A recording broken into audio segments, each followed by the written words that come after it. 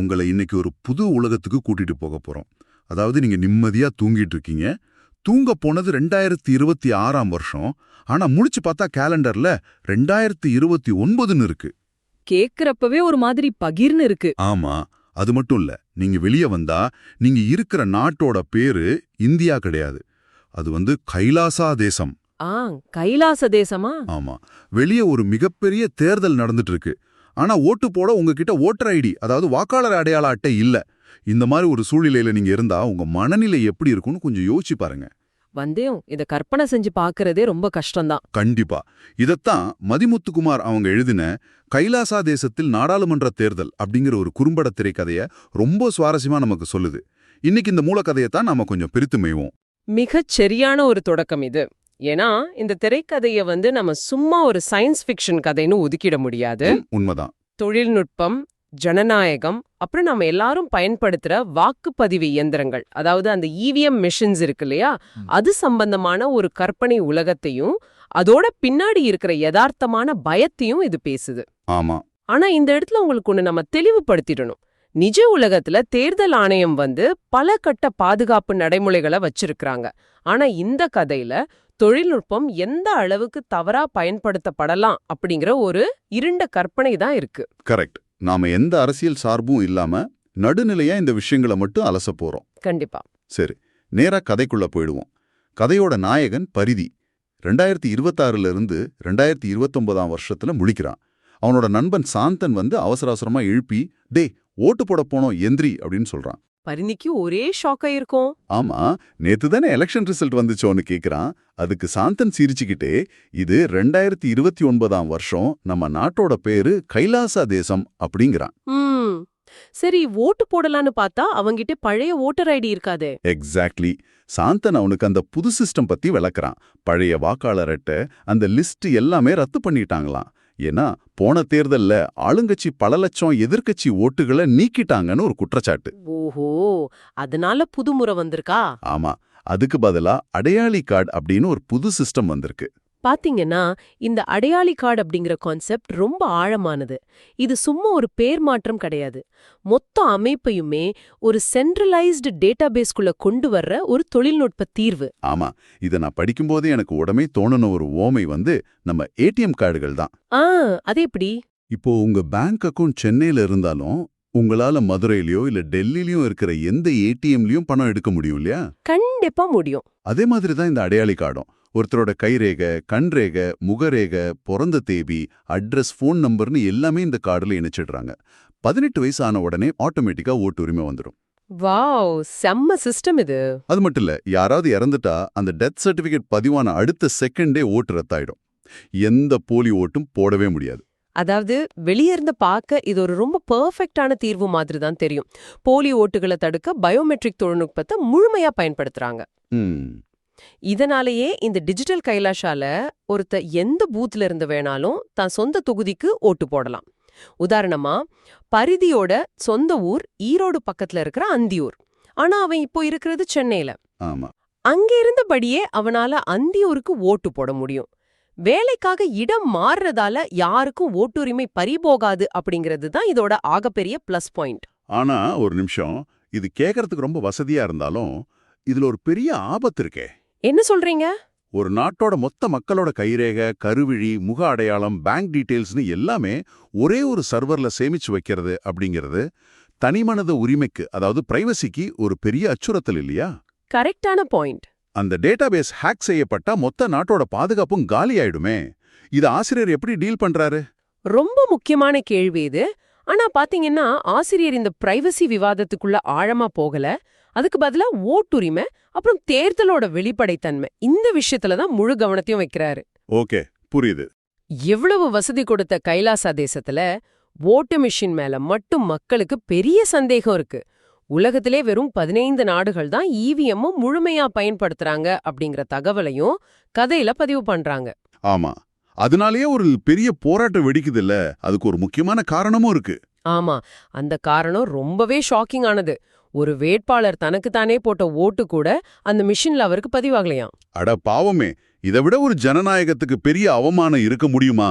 மக்கள் பயங்கரமா கோவப்படுறாங்க, தொடர் போராட்டங்கள் நடக்குது. கடைசியா ஐநா சபையோட மேற்பார்வையில புது தேர்தல் விதிகள் கைலாசால உருவாக்குறாங்க. ஆமா, அதுக்கப்புறம் அமைக்கப்படுற அந்த ஒரு பெர்ஃபெக்ட் வாக்குச்சாவடி நிஜமாவே ஒரு பிரமிப்பு தான். கண்டிப்பா. வெளிப்படைத்தன்மைனா என்ன அப்படிங்கறத அந்த வாக்குச்சாவடி நம்ம கண் முன்னாடி நிறுத்துது. அது எப்படி டிசைன் பண்ணிருக்காங்கன்னு பாருங்க. உள்ள நுழையும் போதே பெரிய பெரிய மானிட்டர்ஸ் வச்சிருக்காங்க. அந்த பூத்துல மொத்தம் எத்தனை வாக்காளர்கள், இதுவரைக்கும் பதிவான ஓட்டுகள் எவ்வளோ, வெளியூர் ஓட்டுகள் எவ்வளோன்னு எல்லாமே லைவா டிஸ்ப்ளே ஆகுது. சூப்பர். அது மட்டும் இல்லாம வாக்குச்சாவடிக்குள்ள 6 சிசிடிவி கேமராக்கள் வச்சு எந்த மூலையிலயும் தப்பு நடக்காத மாதிரி மானிட்டர் பண்றாங்க. அதாவது நியாயமா நடக்கிறது மட்டும் பத்தாது, அது நியாயமா நடக்குதுன்னு மக்களும் பார்க்கணும் அப்படிங்கிற கான்செப்டோட உச்சம்தான் இது. கரெக்ட். இப்போ பரிதி ஓட்டு போடுற அந்த ப்ராசஸ ரொம்ப தெளிவா சொல்லப்பட்டிருக்கு. முதல்ல கைரேகையை வைக்கிறான், உடனே பூத் ஸ்லிப் பிரிண்ட் ஆகி வருது, அப்புறம் மிஷின்ல ஓட்டு போடுறான்.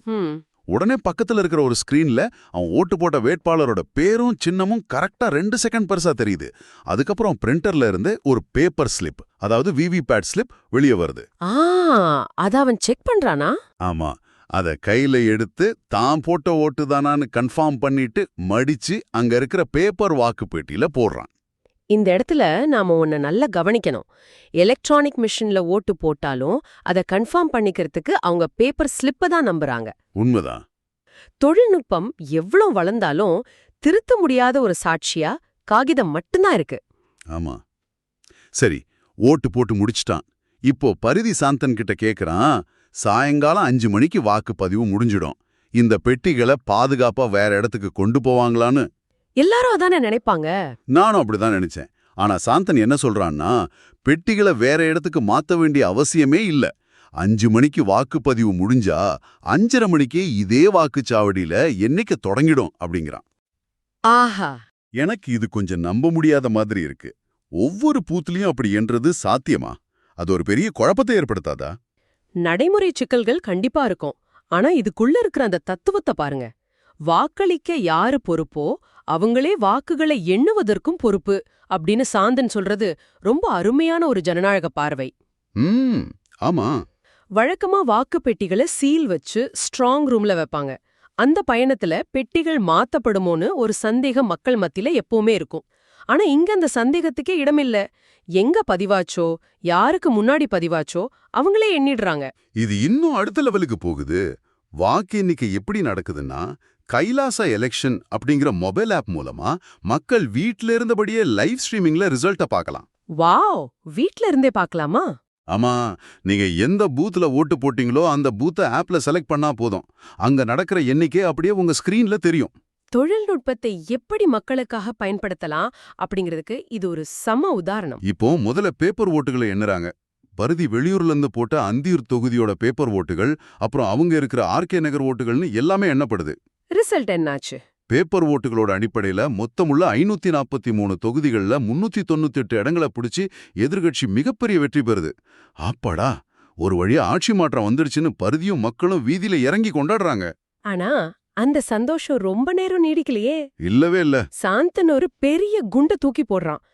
இது பாதி ரிசல்ட் தான். வெறும் பேப்பர் ஓட்டுகளை தான் எண்ணிருக்கோம்.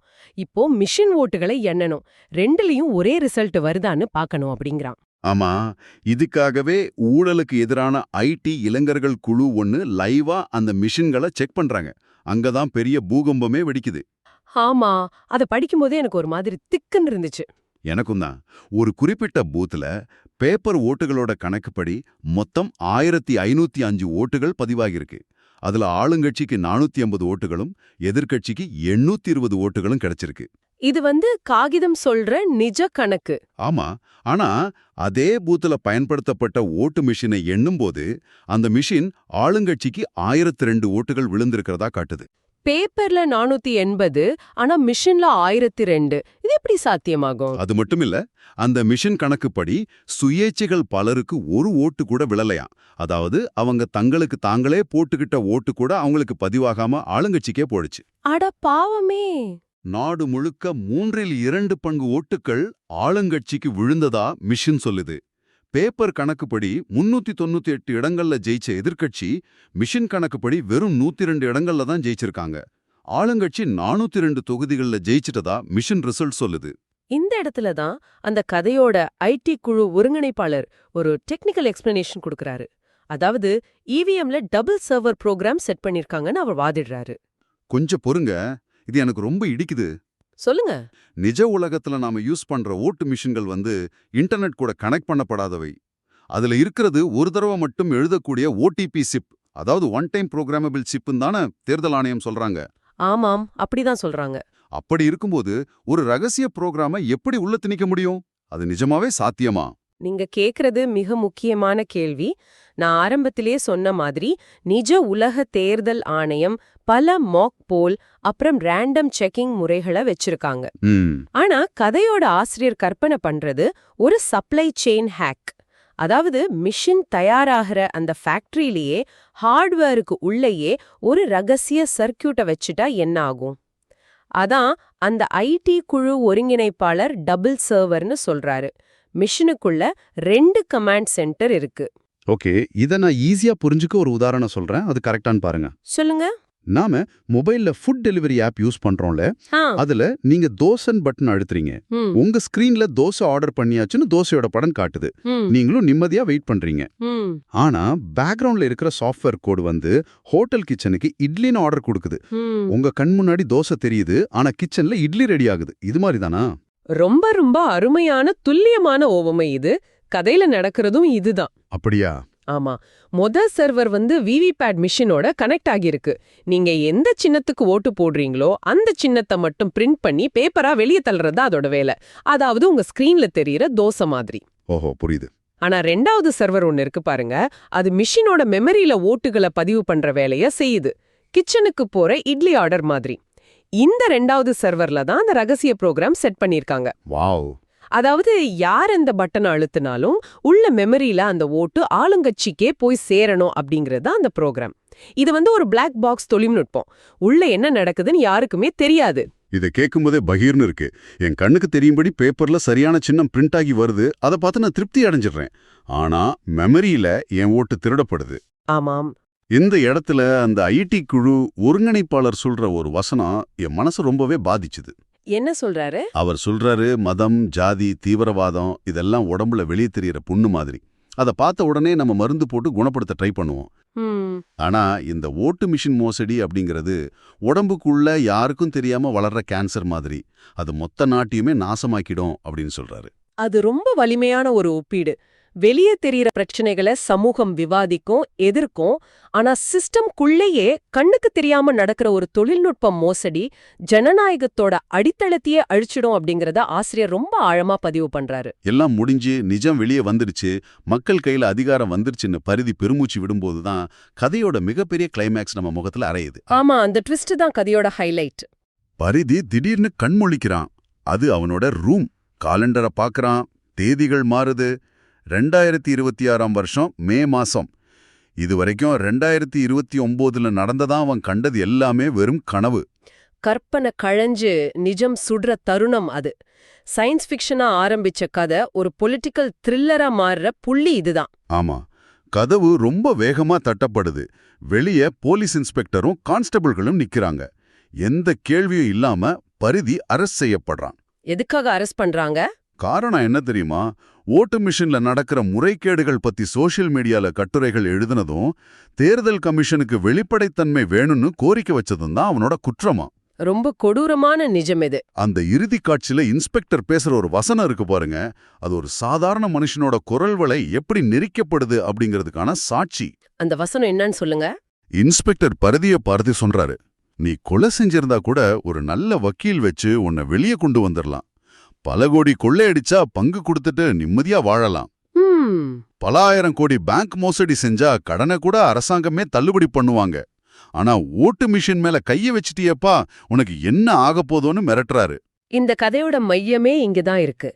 பரிதி மயங்கி விழும்போது கௌரி லங்கேஷ், கல்பூர்கி மாதிரி நிஜ வாழ்க்கையில படுகொலை செய்யப்பட்ட எழுத்தாளர்களோட முகங்கள் அவனோட கண் முன்னாடி வந்து போறதா கதை முடியுது. ஆமா, ஒரு சாதாரண குடிமுகன் சிஸ்டத்துக்கு எதிரா கேள்விகள் கேட்கறதுல எவ்ளோ பெரிய ஆபத்து இருக்குன்னு இது காட்டுது. கருத்து சுதந்திரம் சந்திக்கிற சவால்களையும் அதிகாரத்தை எதிர்த்து கேள்வி கேட்கிற குரல்கள் எப்படி நசுக்கப்படுது அப்படிங்கறதையும் இந்த திரைக்கதை ரொம்ப தைரியமா பதிவு செஞ்சிருக்கு. உண்மைதான். இந்த கதையில வர டிஜிட்டல் கைலாஷா நமக்கு 2 முக்கியமான விஷயங்களை காட்டுது. என்னென்ன விஷயங்கள்? ஒன்னு, அந்த அதையாளி கார்டு, லைவ் ட்ராக்கிங், ஓட்டு போட்ட இடத்துலயே வாக்கு எண்ணிக்கைன்னு எல்லாமே அட்டகாசமான தொழில்நுட்ப தீர்வுகள். ஆனா அதே தொழில்நுட்பமே ஆளும் வர்க்கத்தோட கையில ஒரு பிளாக் பாக்ஸா மாறும்போது அது மொத்த ஜனநாயகத்தையும் எப்படி அச்சுறுத்துது அப்படிங்கறத மாதிமுத்துக்குமார் அவங்க ரொம்ப தெளிவா காட்டியிருக்காரு. கரெக்டா சொன்னீங்க. எந்த ஒரு தொழில்நுட்பமோ அது யார் கையில இருக்கு, அதை யார் நிர்வகிக்கிறாங்க அப்படிங்கறத பொறுத்து தான் அதோட நம்பகத்தன்மை அமையும். மிஷின்களுக்கு அறம் கிடையாது, அதை இயக்குறவங்களுக்கு தான் அறம் இருக்கணும். கண்டிப்பா இந்த பயணம் உங்களை ரொம்பவே சிந்திக்க வச்சிருக்கோன்னு நம்புறோம். நாம டெய்லி யூஸ் பண்ற தொழில்நுட்பத்தின் மேல நாம எவ்வளோ கண்மூடித்தனமான நம்பிக்கையை வச்சிருக்கோம்னு எப்பயாவது யோசிச்சு பார்த்திருக்கீங்களா? இதுதான் நாம ரொம்ப ஆழமா சிந்திக்கணும். மனிதர்களை நம்பினா அவங்க லஞ்சம் வாங்குவாங்க, ஊழல் பண்ணுவாங்கன்னு பயந்துதான் நாம ஓட்டு என்ற வேலையை மிஷின் கிட்ட கொடுத்தோம். ஆமா, மனித தவறுகளை தடுக்கணும் தான் தொழில்நுட்பத்தை கொண்டு வந்தோம். ஆனா அந்த மிஷின்களை உருவாக்குறதும் அதுக்கான சாஃப்ட்வேர் கோடை எழுதுறதும் அதே மனிதர்கள் தானே. ரொம்ப சரியான கேள்வி. ஆக பல்லாயிரம் பேர் செய்யக்கூடிய ஊழலை தடுத்து அந்த மொத்த அதிகாரத்தையும் வெறும் சில குறிப்பிட்ட சாஃப்ட்வேர் இன்ஜினியர்ஸ் கையில நம்ம கொடுத்துருக்கோமா? மிஷின்களை நம்புறது மூலமா நம்ம உண்மையிலே அதிகாரத்தை யார்கிட்ட ஒப்படைக்கிறோம்? மிக முக்கியமான கேள்வி இது. அடுத்த தடவை நீங்க ஒரு டச் ஸ்கிரீன்ல பட்டன் அழுத்தும் போதோ இல்ல ஒரு மிஷினை முழுமையா நம்பும் போதோ அந்த பெட்டிக்குள்ள இருக்கிற 2வது சர்வர் என்னவா இருக்குன்னு ஒரு நிமிஷம் யோசிச்சு பாருங்க. கண்டிப்பா எல்லாரும் யோசிக்கணும். ஒருவேளை அதிநவீன தொழில்நுட்பங்களை விட நம்ம கையில இருக்கிற அந்த பழைய காகித பதிவுகள் தான் ஜனநாயகத்தோட கடைசி புகலிடமா இருக்க போவதா? இதை நீங்களே முடிவு செஞ்சுக்கோங்க. மீண்டும் ஒரு சுவாரஸ்யமான தலைப்போடு சந்திப்போம்.